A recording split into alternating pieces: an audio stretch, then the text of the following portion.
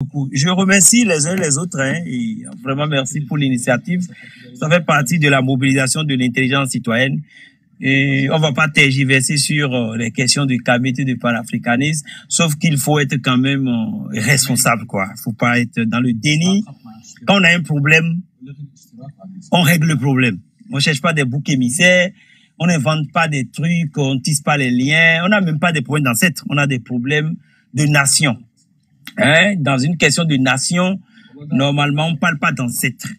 Et lorsqu'il s'agit d'une nation, il n'y a plus d'ancêtres. Lorsque vous commencez par mettre les ancêtres dedans, chacun ira voir, comment on appelle le truc là, chacun ira voir ses anciens, chacun ira voir ses propres et patronymes.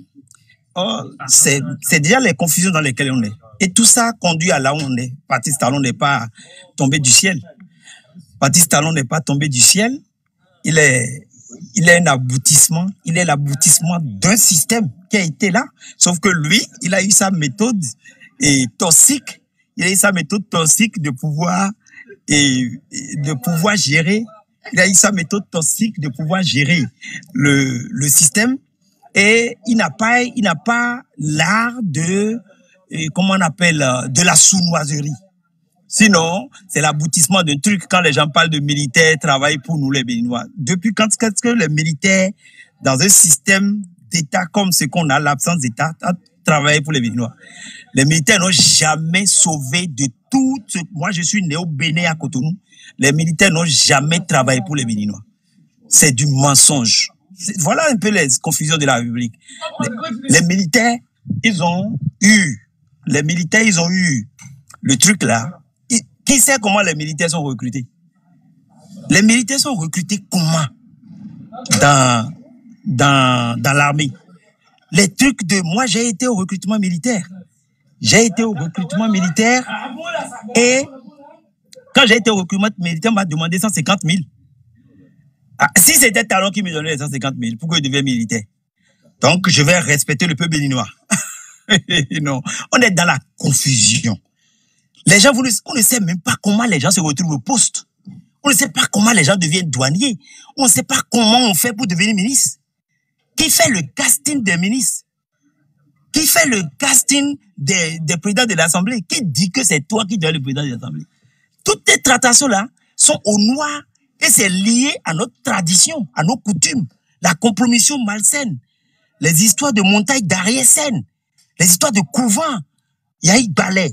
Et là, on fait le clobotoué d'une conclave qui n'a rien à voir avec le commun. C'est ça. Mais quand il a goûté à ça et qu'il a été initié, il vous le fait en pleine figure. On n'est pas dans une république. Et nos ancêtres, s'ils nous avaient légué, comme celui qui parle d'ancêtres, s'ils nous avaient légué de bonnes méthodes, on n'en serait jamais là. Quelqu'un a parlé du système éducatif. C'est qui le on? Qui nous a distrait, qui nous a trahis? Personne. On s'est trahi. Si vous dites que oui, on nous a manipulé, on nous a trahis, ça veut dire que vous êtes dans la thèse affichée de l'infériorité raciale. Lorsque vous dites que un occidental ou bien quelqu'un nous a trahi, quelqu'un nous a manipulé, ça veut dire que vous êtes inférieur, de race inférieure. Moi, je ne suis pas de race inférieure. C'est pour ça que je dis personne ne m'a trahi.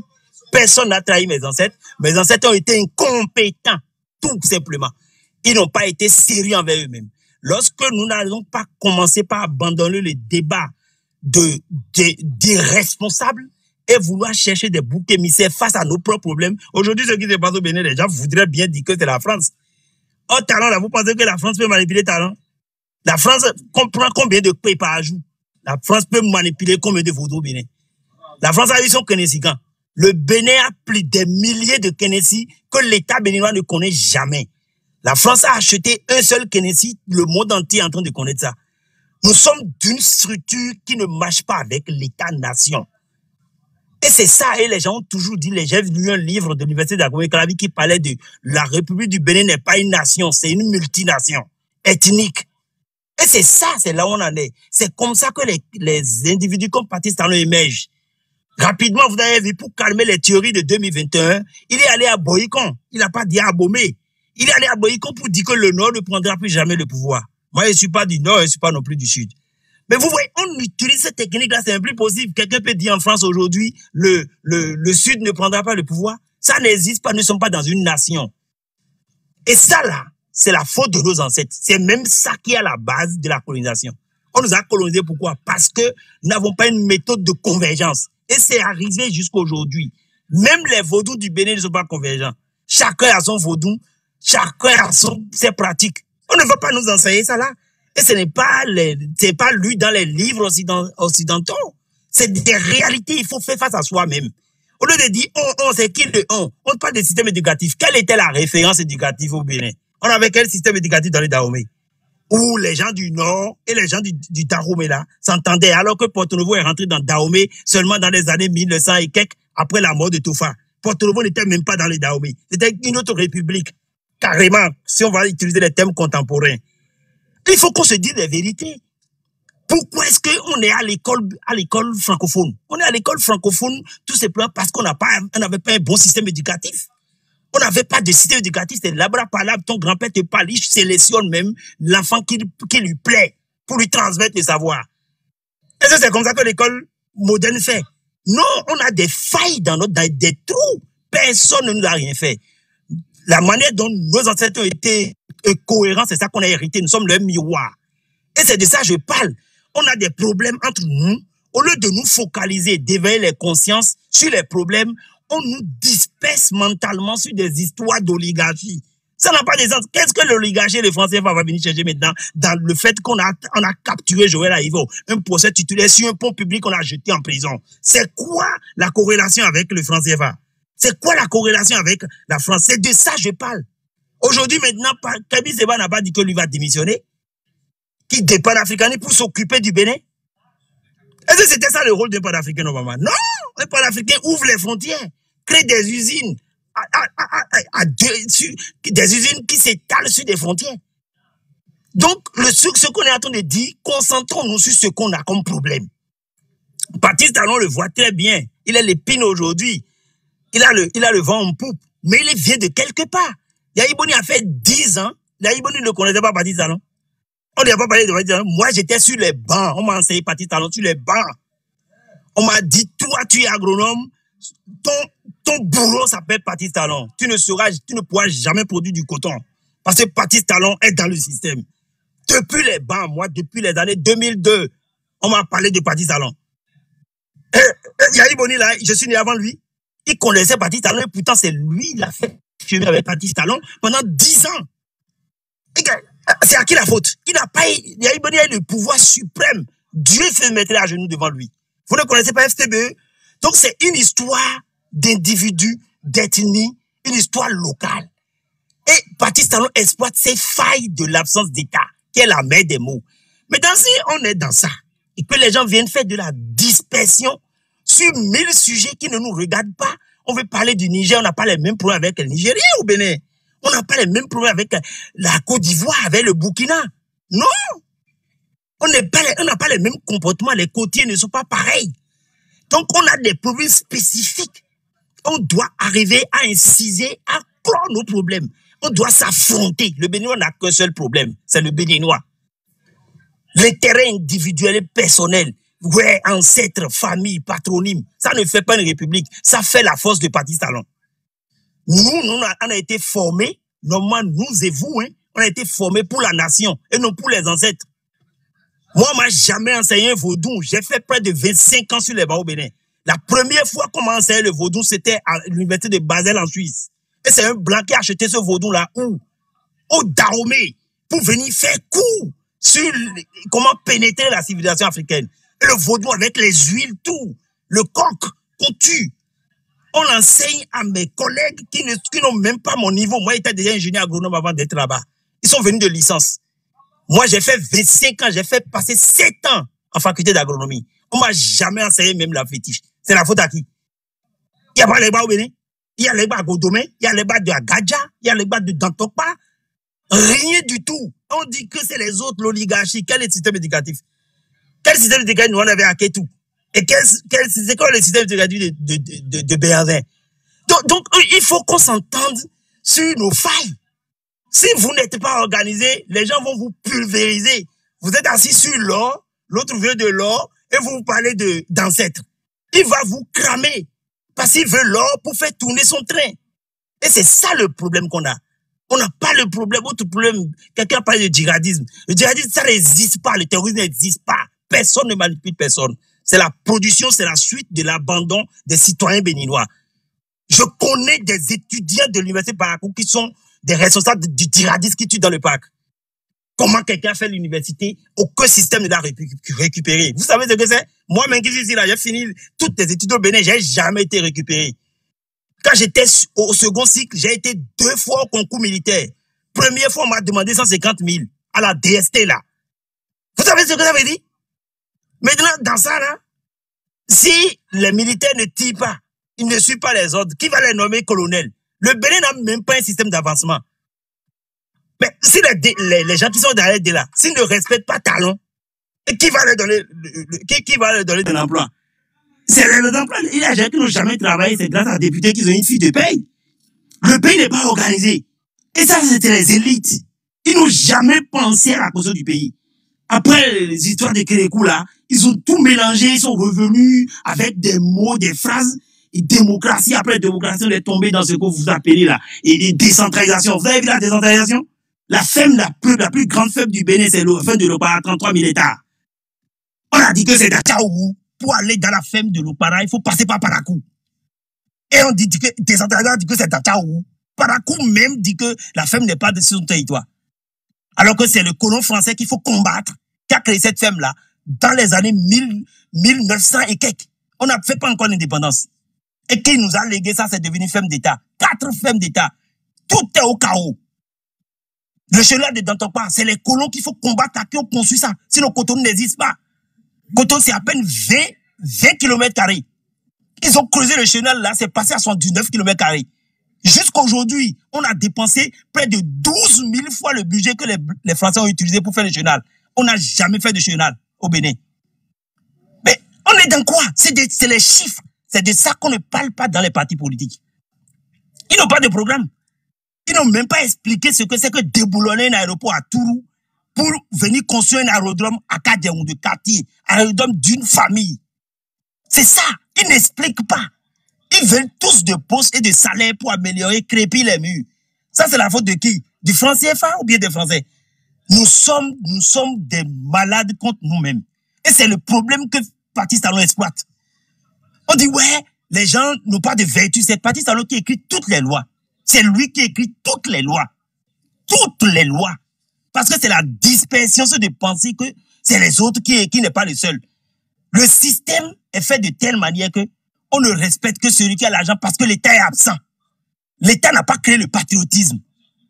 Il n'y a pas de patriotisme au Bénin. Le patriotisme s'entretient. Vous vivez en Europe, vous n'avez pas vu comment les gens se battent pour que tout le monde ait accès aux soins. Sans argent, tout le monde ait un revenu. Je suis en France, je ne suis pas français, mais j'ai un revenu. Si je dis, je déclare chômage, on me donne revenu. Ça existe au Bénin. On a plus de moyens que la France. La preuve est que les députés gagnent plus au Bénin qu'en France. Donc on a les moyens. Les Français ne roulent pas Renault Talisman. Mais les Béninois ne prennent même pas Renault Talisman pour aller au service. C'est pour les femmes qui déambulent de Cotonou à Porto-Novo. On a les moyens. Donc il n'y a pas ce qu'on appelle le patriotisme. Et vous voulez avoir le peuple derrière vous. Le peuple va se lever et des minables, des gros grains vont devenir députés, ministres. Il n'y a même pas un vétérinaire qui n'a pas pu gérer les bœufs. Il est à la base du djihadisme. Ça, Kalafia, j'ai dit ça. Il est à la base du djihadisme dont vous parlez. On a fermé tous les parcours des bovins. Même chose dans le Burkina. Quel djihadisme? Personne n'a manipulé. Si on n'a pas trouvé les gens disponibles, qui va leur diviser les armes? Si tout le monde est occupé et que même tous les Américains viennent distribuer des armes, des amis vont trouver qui? Les gens ne sont, tout le monde, moi-même qui ai fait l'université, la majeure partie de mes collègues sont au chômage. On a encore créé de l'emploi. Yahi Boni, 10 ans, il m'a défait avec son système. Moi, j'ai jamais crié. Talon a fait la même chose. Talon m'a même appelé encore, même, je vais dire. Il m'a même mis dans le système. C'est le Yahi Boni, c'était même pas possible. C'est Tchabé. Il faut passer par le roi. Et le roi t'impose, il a près de 1000 personnes à imposer. On va demander ton père, ta mère, ta racine Yoruba, Nago. C'est pas la blague. Maintenant, les gens sont là. Quelqu'un leur donne des armes. C'est parce qu'ils sont disponibles. Ce n'est pas celui qui a donné les armes qui est mauvais. C'est celui qui rend disponible celui qui prend l'arme qui est mauvais. Et c'est ça que l'Africain noir est incapable de voir. C'est pour cela que les Occidentaux ont créé le revenu de licence pour tout le monde. Même les plus misérables, on les maintient dans le territoire. On n'a rien fait. On dit que les gens sont dans le djihadisme. On a bloqué les parcours des bœufs. Un vétérinaire qui est à la Sénat, ministre des Fatigues Mythiques, il a été 5 ans ministre de l'énergie. Il n'a rien fait. Vous avez vu que comment Tati Talon est en train de le clochardiser? Parce que l'État est absent.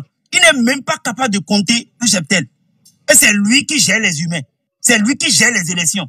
Si vous demandez à Saka Lafia, il y a combien de bœufs? Il ne peut pas vous dire. Ils n'ont jamais compté ça. Le dernier recensement a été fait par les Occidentaux. Okatoula, il faut conclure maintenant en 1 minute et puis on va prendre d'autres avis. D'accord, je conclue pour dire que ce qu'il faut faire maintenant par rapport à ça, comprenez, il n'y a plus de mea culpa. Comprenez que les LD, il n'y a pas de parti politique au Bénin. Tout le monde, c'est parti unique, avec talent. Donc, il ne faut pas faire avec eux. Il faut mobiliser les Béninois pour leur dire clairement que leur avenir en jeu, l'avenir de leurs enfants est en jeu. Ils n'ont pas les moyens d'aller à l'Occident. Tout le monde n'a pas les moyens d'aller à l'Occident. C'est au Bénin qu'on a toutes nos ressources. Il faut se lever. Ce n'est pas une question de négociation, de paix, de militaires. Le Bénin n'a pas de militaires. Les militaires sont faits pour protéger la mafia.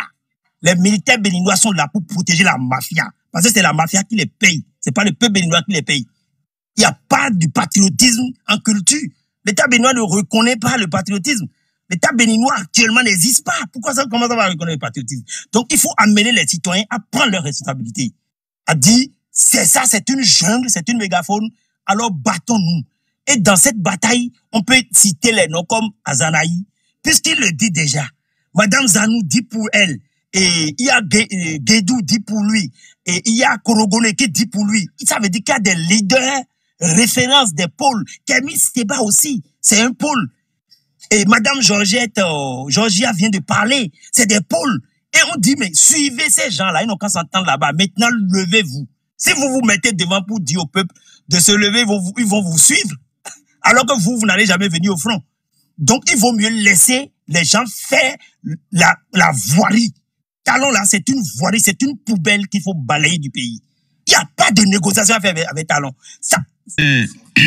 Bon, il y a eu beaucoup de coq à l'âne. On est passé d'une extrême à l'autre dans l'intervention, quoiqu'il y ait eu de très bonnes choses qui ont été dites. Mais il y a une chose sur laquelle j'aimerais particulièrement revenir. Parce que je ne peux pas laisser passer ça. Le fait de dire que nos ancêtres étaient incompétents est une méconnaissance crasse et inacceptable de notre histoire. Quand vous généralisez des choses comme ça, dans un pays, vous avez dit, je vous ai bien suivi, vous avez dit, j'ai fait l'université de Bâle. Savez-vous que la Suisse a contribué avec son système de banque et des assurances à l'esclavage? Parce que quand vous sortez des choses là, aujourd'hui, les Africains ne peuvent plus baisser la tête dans le monde. Nous avons décidé de confronter, de faire face à notre situation et d'aller jusqu'au fin fond des choses. La Suisse qui est bon teint aujourd'hui là, est-ce que vous savez qu'elle a participé à l'esclavage? Qu'elle a participé à travers son système de banque en finançant les caravelles avec les Juifs. Donc, quand on parle là, l'Afrique était prospère, avec une civilisation multimillénaire avant d'avoir croisé la route des barbares, B-A-R-E-S. Et quand nous parlons de compétences, c'est que vous venez nous dire mes ancêtres étaient incompétents, vous ne faites aucune nuance par rapport à cette période glorieuse qui a été la nôtre. Nous n'étions pas dans les caniveaux quand les gens sont venus. Nous avions, à travers nos ancêtres, une civilisation brillante Et c'est d'ailleurs ça qui fait qu'aujourd'hui encore, les gens rôdent autour de nous quand il s'agit d'aller faire des fouilles pour aller sortir les vestiges de ce passé-là. Des fonds énormes sont mis à contribution à travers différents pays pour aller creuser et on vient, il n'y a pas même pas si longtemps encore que ça, d'aller au Soudan ressortir avec un scientifique chercheur, 2, 3, Dominique Valbel venant de France et Charles Bonnet venant de Suisse, là, dont vous parlez, et les Soudanais, les scientifiques soudanais, ils ont remis au grand jour. Et c'est ça qui a permis à Charles Bonnet d'écrire le livre « J'ai découvert mes pharaons noirs » et c'était au Soudan. Donc, quand un Africain, descendant d'Africains, prend la parole aujourd'hui, surtout qu'il est ingénieur et qu'il a franchi vraiment des étapes de connaissance que d'autres n'ont pas, on devrait mettre beaucoup de nuances dans ce que nous débitons. Moi, je n'accepte pas ce genre de choses. Je ne l'accepte pas, ce d'autant que je peux les laisser aux colons qui ont prôné la supériorité des races. Mais je ne l'accepte pas quand ça vient d'un noir qui plus est instruit, qui est sorti, qui a vu ce que les pays occidentaux font dans toute la planète à l'égard des noirs et qui vient sur un panel dire « mes ancêtres étaient incompétents » en ignorant que ses propres ancêtres sont ceux-là même qui ont inventé l'écriture, le calendrier, la philosophie, les arts, les mathématiques, tutti quanti, que tous les peuples du monde entier ont repris toutes les sciences fondamentales. S'ils étaient si incompétents, allaient-ils les inventer pour que les autres les reprennent? Donc, s'il vous plaît, le discours, on veut bien, quand on voit la déviance dans laquelle M. Patrice Talon et sa rupture sont en train de nous conduire, mais n'oublions pas que c'est la méconnaissance et l'ignorance qui font cela. Et cette méconnaissance et l'ignorance nous ont été imposées par l'école de Jules Ferry, l'école coloniale, qui a été la cheville ouvrière de la déstabilisation de tout notre système. Parce que il y avait une organisation, il y avait des maisons de vie. On ne peut pas avoir inventé la médecine avec Imhotep, dont on a repris, par exemple, on dit serment d'Hippocrate, mais le serment d'Hippocrate n'est pas d'Hippocrate, il est d'Imhotep. Donc on a repris tout ça là, et aujourd'hui, si on ne le sait pas parce qu'on ne nous a pas appris ça à l'école, c'est autre chose. Mais si on est sorti de notre carcan là, on a la capacité d'acheter des livres et de nous instruire. Donc on ne peut plus continuer de dire des choses comme ça. S'il vous plaît, merci. C'est juste sur ce point que moi, je ne laisse pas passer ça. Je ne laisse plus passer ce genre de choses. Parce que les connaissances là, aujourd'hui, elles sont disponibles et tout le monde peut les acquérir en achetant des livres. Et il faut savoir, quand vous achetez des livres coloniaux, évidemment, vous allez continuer de répéter ce genre de discours.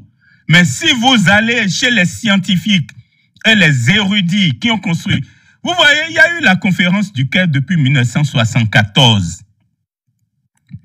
À votre décharge là, je peux dire, pourquoi on n'enseigne pas encore Cheikh Anta Diop dans nos universités, dans nos écoles, depuis la maternelle jusqu'en classe de terminale, jusqu'en programme de bachelor, de master et de doctorat? Pourquoi ne le fait-on pas? Parce qu'on a gardé encore le système colonial. Or, depuis 1974, la vérité a été rétablie avec le père de l'historiographie africaine, Cheikh Anta Diop. Donc, franchement, quand on entend ce genre de discours, nous devons effectivement tout faire pour que la rupture puisse être évincé, oui, d'accord. Mais, Begba, c'est pas parce que ma pondo jido jijae. Non, non, pas du tout. Pas du tout. Je ne suis pas d'accord avec ça. Merci.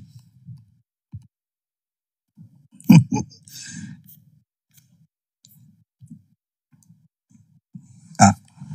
Oh. Moi, donne da, des do ho do nous ba men. Et nous ma ba partistan aussi bleu moi men. Et nous ma ba la traite négrière ne peut pas durer 400 ans. Hein. 400 ans c'est pas 400 jours. On n'a pas résolu. On n'a pas fait le procès de la traite négrière. La preuve, vous dites que les Suisses ont participé à la traite négrière. De quel droit vous pensez qu'ils ne doivent pas participer? C'est peut-être de la dictature, ça. C'est leur business. Maintenant, si les Noirs n'ont pas capturé les Noirs, personne ne fera la traite négrière. Les Blancs ne sont pas venus capturer les Noirs en Afrique, au Dahomey là. C'est les Noirs qui capturent les Noirs avec leurs fétiches. Les fétiches sont encore là.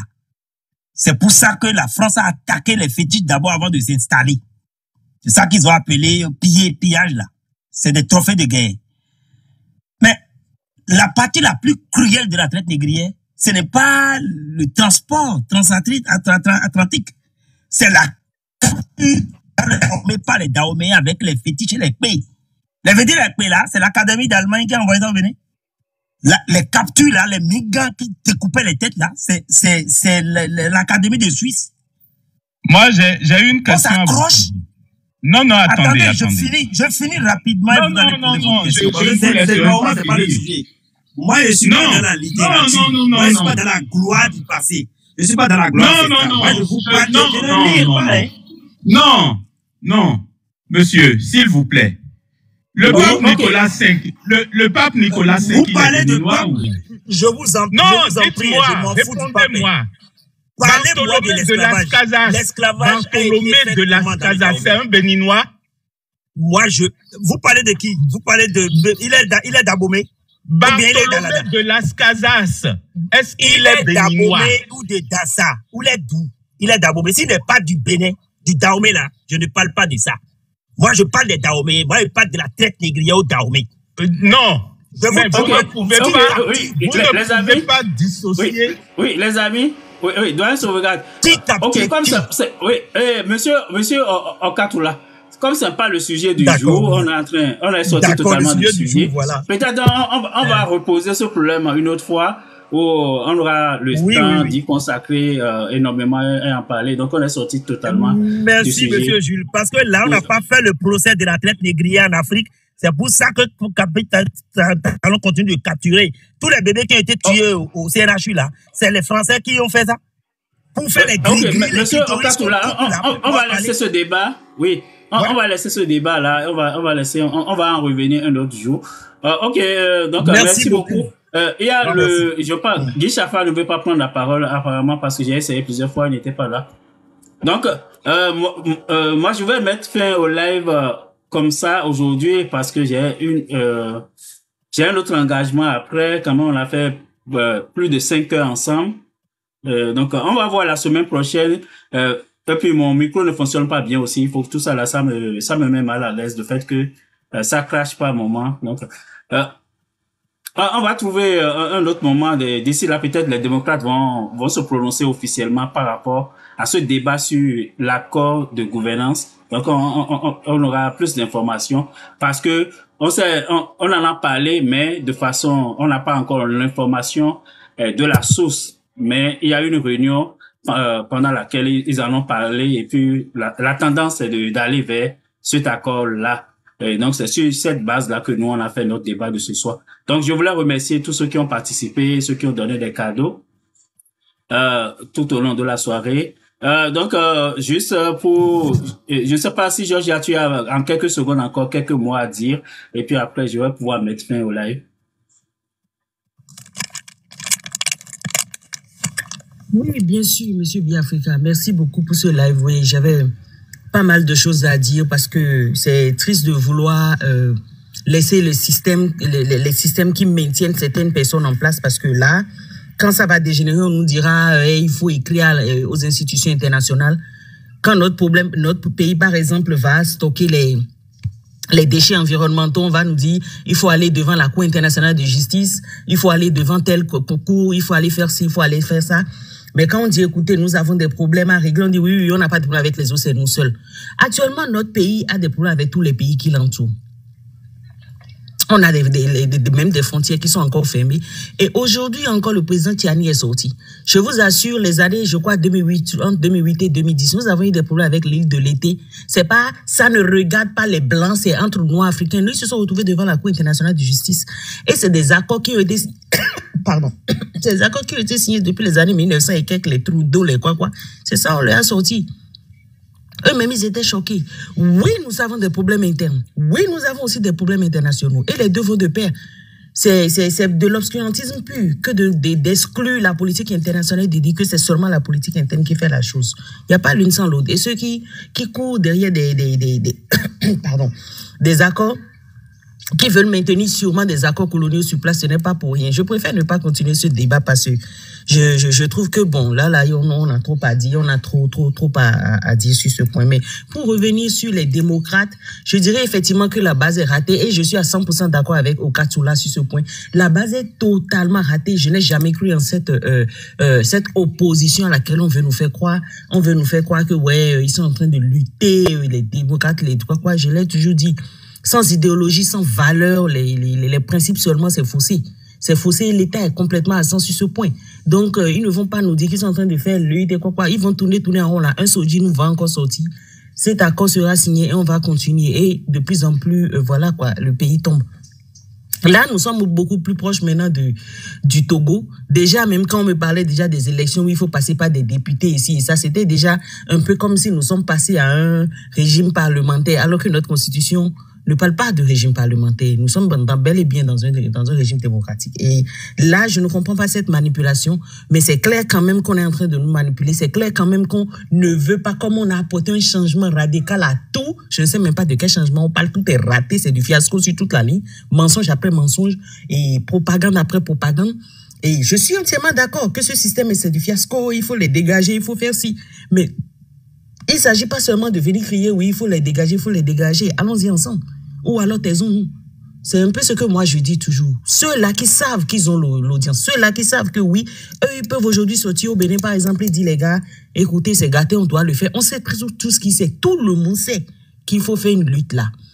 Je vous assure que ces derniers temps, on a demandé à ces gens, maintenant, on fait comment? Ils se sont bien nous réciter des versets bibliques. Ils se sont bien nous réciter des versets bibliques. De même la Bible, du même Jésus qui a 3 tombes aujourd'hui. Du pape qui est soupçonné de faire des trafics d'armes. De ça on parle. En fait, c'est-à-dire quoi? On délègue ses responsabilités sur un Dieu imaginaire. Qui était là, qui a béni l'esclavage à l'époque. Donc, à un moment donné, sachez que l'un entraîne l'autre, que vous voulez ou pas, ça va venir. Moi, je ne crois pas en eux par rapport à cette lutte d'accord colonial. Je pense que Patrice Talon piétine juste des gens parce que, bon, il sait qu'il les a tous en poche, il les piétine comme ils veulent. Et maintenant, l'autre veut jouer un peu le héros. Sinon que tout le temps, il a été dans la poche et nous tous, on sait. Plusieurs personnes ont levé le doigt, on dit non. Eux commencent au souper, on voit un peu comment lui, on a déployé un avion. Je crois la dernière fois, quelqu'un me faisait un point de combien de 50 millions, non, ou bien de 5 millions de combien d'euros, non, c'est 50 millions, je crois, ou bien de 500 millions, je crois, de l'avion qu'on a déployé rien que pour aller le chercher. J'ai dit, waouh, lui, il est un prisonnier cher. Et pourtant, on nous dit, en tout cas, qu'il n'est pas journaliste et il n'est rien. Mais il faut déployer autant d'énergie rien que pour aller le prendre. Et c'est passé partout, le monde entier en parlait, c'est complètement ridicule, quelqu'un qui est quand même couvert par des institutions internationales. Et parce que ils sont dans le système, ils ont ces institutions en poche, c'est ça au fait le problème. Quelqu'un qui n'a pas ce pouvoir-là le fait tout de suite, vous allez voir, on vous dira tout de suite que les Français doivent quitter le Mali, qu'il faut d'abord, ils vont déployer des bateaux dans les pays voisins et on doit attaquer. C'est ce qu'ils nous disent, c'est ce qu'ils font. C'est ça au fait. Donc il faut savoir qu'il y a un système que vous le voulez ou pas. Qu'il y a un système, que vous le voulez ou pas, qui maintient ces gens-là sur place. Et quand c'est les pays voisins, comme le Mali, le Niger, le Burkina, ces pays-là qui se sont levés, ils se sont levés avec des ancêtres panafricanistes, justement. Les Maliens, quand ils se sont levés, ils ont parlé de Modibo Keïta. Les Burkinabés, quand ils se sont levés, ils ont parlé de Thomas Sankara. C'est de ça qu'il s'agit. Et maintenant, le Niger qui a rappelé l'histoire de l'Empire Songhai, il était avec le Mali et le Burkina. L'histoire, ne regardez pas juste ce que vous avez à la télé et paf, il n'y a pas de ceci et c'est ceci. Non, les gars, eux-mêmes le disent, c'est des gens, j'ai beaucoup travaillé avec eux. Et les Togolais, quand ils ont fait la révolution, ils ont dit on va enlever fort, on n'a pas de problème avec les Blancs, c'est seulement fort. Et qu'il faut enlever les Zaga, les Kwakwa, les Maknda, les Kwakwa. Oh, je leur ai dit, vous perdez votre temps. L'idéologie, c'est l'esprit. Et vous devez vous lever avec Sylvanus Olympio. Sinon, vous n'allez nulle part. Là, maintenant, ils ont compris. Ils ont commencé maintenant à parler de ces choses-là. Que vous le vouliez ou pas, il y a ces choses-là qui rattrapent. On se lève comme un seul corps, on se lève aussi comme un seul esprit. C'est là seulement que la chose peut aller. Sinon, le péchant pète le temps. Et c'est de ça qu'il s'agit. Au Bénin, je ne sais pas si on en est encore là. On est là, certains sont encore dans les nuages en train de rêver. Certains sont encore, voilà quoi, dans un autre monde. Mais d'autres aussi continuent de nous réciter des versets dont on n'a rien à foutre. Juste pour continuer pas à profiter de trucs là, justement, de leur exclusivité de l'opposition. Ils croyaient qu'ils étaient meilleurs que nous, les gars. Comme je le dis toujours, il y a juste une affaire de nègres de champ, nègres de salon. C'est juste des esclaves. Que tu sois placé au salon et l'autre dans le champ, on est tous des esclaves. Et la lutte nous appartient. On est tous d'accord avec ça. Qu'il y a une lutte à faire. Il ne s'agit pas ici d'être lâche et de dire ils n'ont pas fait ceci, ou bien vous étiez là. Non, il y a plein de gens qui ont levé le doigt. Ils sont où aujourd'hui? Donc il s'agit effectivement de faire une lutte, mais ce n'est pas le moment de dire les autres n'ont pas. Quelqu'un veut faire une lutte, là, il se met devant. Et je profite pour dire à Foufou Fanik, bon courage à vous dans votre lutte, mais soyez-en sûrs, ils ne le feront pas. Je vous assure, ils ne le feront pas. Merci beaucoup, M. Biafrika, pour ce débat, c'est très intéressant. Merci. C'est-à-dire que il faut sortir de l'aliénation et voir le problème de façon globale. On ne peut pas isoler simplement en disant parce que il y a eu une certaine préoccupation au Bénin, le Bénin est isolé. Le Bénin n'est pas isolé dans l'univers. Il fait partie d'un monde, d'un écosystème dans lequel nous sommes tous. Et le fonctionnement du Bénin avec ses habitants a une cohérence et une harmonie avec la planète entière. Donc, nous devons aujourd'hui prendre conscience de ce fait et sortir de l'aliénation. Vraiment, sortir de l'aliénation. Nous émanciper passe par là. Ça passe par sortir de l'aliénation. Et sortir de l'aliénation, justement, c'est pas avec ceux-là qui nous ont, depuis bientôt 60 ans, 65 ans, gouverné. Il y a une nouvelle génération qui s'élève et qui voudrait vraiment la liberté. Vouloir la liberté, c'est aussi rompre avec le vieil homme qui est là, qui nous étouffe et qui gouverne aujourd'hui notre État. Il en a fait 10, il en fait 10 maintenant bientôt. Nous devons finir avec ce système-là, repenser complètement le système, refonder le système pour le remettre solidement sur les rails pour les 50 prochaines années.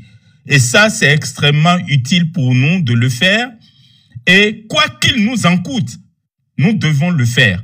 Donc, il faut maintenant que nous affrontions le discours d'aliénation qui consiste à continuer de dire que de façon isolée, des Noirs ont vendu des Noirs et que même le président de la République lui-même le proclame en termes de révisionnisme. Ça ne passera pas parce que la traite a été pensée ailleurs. Elle est venue chez nous par le système des religions révélées qui s'appelle christianisme, par exemple. Et c'est un pape, Nicolas V, qui a écrit une bulle qui l'a ordonné. Et nous en sommes là dans ces conséquences-là de déstabilisation des systèmes politiques, de déstabilisation de l'organisation sociale, structurelle que nous avions. Et aujourd'hui, où tout le monde est dans les églises et dans les mosquées, et il y a des choses qui se passent chez nous et nous sommes incapables de les voir à vue nue, à vue d'œil. Parce que notre esprit est ligoté. Et nous devons maintenant enlever ce voile-là qui cache notre regard et voir clair pour pouvoir aujourd'hui ne serait-ce que descendre pacifiquement dans la rue et dire nous ne pouvons pas aller à des élections dans ces conditions qu'on nous impose. Merci, Monsieur Biafrika, et bonne semaine à vous.